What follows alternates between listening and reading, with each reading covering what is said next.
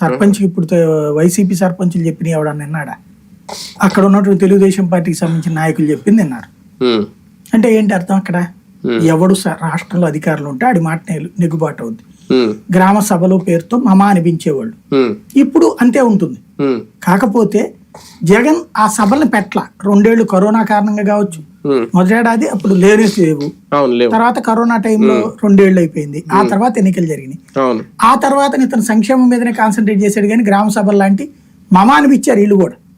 కానీ ఇట్లాంటి రాష్ట్ర వ్యాప్త హడావిళ్ళు ఏం చేయాలి గ్రౌండ్ లెవెల్లో అన్నట్టు.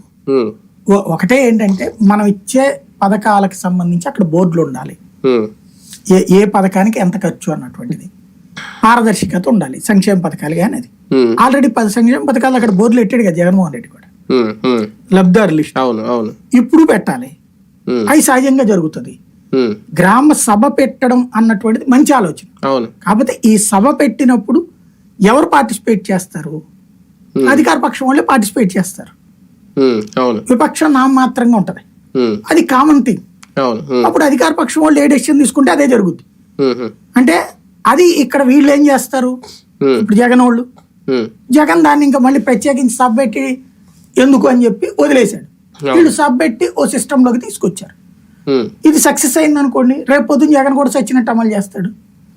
ఇది ఫెయిల్ అయింది అనుకోండి, రేపు పొద్దున జగన్ ఇక శాంతం వదిలేస్తాడు. 40% ఓటు బ్యాంక్ కంప్లీట్ గా మొన్న వచ్చింది, రూరల్ ఓట్ బ్యాంకే జగన్ కి, అది కూడా సంక్షేమం గ్రౌండ్ లెవెల్లో చేశారనేది.